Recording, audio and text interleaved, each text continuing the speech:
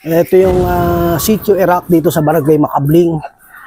Dito papasukin ni Sol Aragones para magbigay ng tulong dito sa mga nasalanta dito ng bagyong Christine. Mapapansin nyo maputik pa dahil nga binaha itong lugar na ito dito sa Sitio Iraq sa Barangay Macabling. Naghihintay na raw dito yung mga tao kay Bob Sol Aragones. At ito na ang pinaka-location. Hi po, hello po. Nandiyan na po siya, naglalakad na sila. Naglalakad na po. Opo.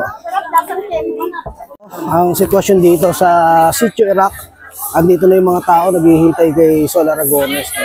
Natutulungan nila. Ayan po, ayan, yung mga tao rito. Papunta na rin naman, naglalakad siya doon. Mula dun sa pinaka parkingan ng mga sasakyan doon. Kailangan mo lakarin mga ilang metro. Siguro mga 400 to 500 meters dito. Papunta rito. Ayan na, dito naghihintay mga taga Sitio Iraq na nasa lanta ng bagyong Christine. Kita nyo, nasa lungsod ng Santa Rosa, pero meron ka makikita ganito pa rin sitwasyon dito. Sitio Iraq, Barangay Macabling, Santa Rosa, Laguna. Dito na sila ang 3-in-1 sa Laguna. Gobyerno ng solusyon. Governor Sol Aragones, Vice Governor Pino Patanteras, at ang ating Sol. Ito ang name na kumain.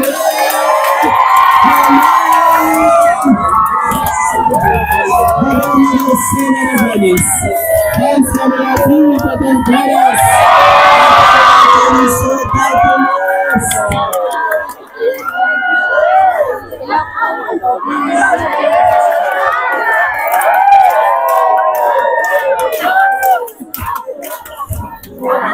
Pinabukas malakas na panak para may sigaw ng para sa gobyerno ng solusyon. Hindi pa man siya gobernador ay talaga nakikita namin na siya ay tumutulong na lalo na sa mga senior, PWD, sa mga yung lahat ng mamamayan dito. Kahit ito first time po niyang bababa na makikita niya na talagang kinausap lang siya ng Nikap Iyan ng Barangay Labas. Nung makita niya yung sitwasyon, agad siyang pumunta dito. Kaya po kami ay labis na natutuwa at talaga namang nakikita namin na karapat-dapat talaga siya. Yung gobernador na tumutulong dito, hindi pa man umuupo, dire-diretso yung kanyang serbisyo. Sa mga medicine na ipinamimigay niya, malaking bagay po sa amin yun na tulad naming mahihirap. Masaya po ako kasi po simula po noon hanggang ngayon nakasuporta po kami kay Gob Sol. Sol's Ladies po talaga ako. Simula po nung unang niyang laban hanggang ngayon kay Sol Aragones. Bakit po? Bakit po siya ang gusto niyo? Ano nakita niyo kaysa gusto po namin may pagbabago sa Laguna, then gusto po namin yung patakaran niya. Masaya po kami, lalo po kami. Simula po kami magkakasama, mula po nung unang laban hanggang ngayon, kami pa rin po yung magkakasama.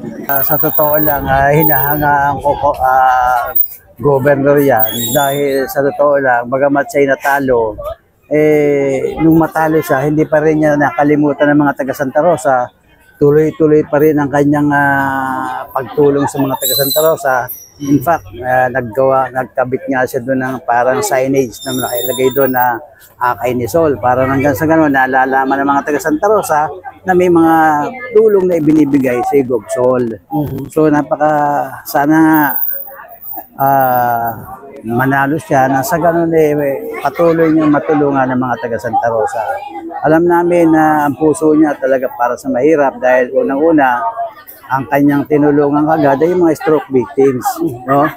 Nagbibigay siya ng wheelchair, meron siyang excellent food truck, na yun ay malaking tulong sa isang mahirap na tao. Actually,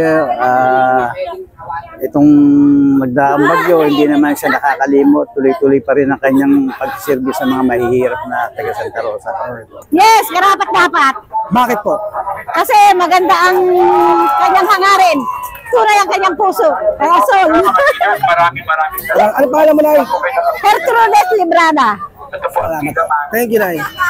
Marami po ng tulungan din mo niya.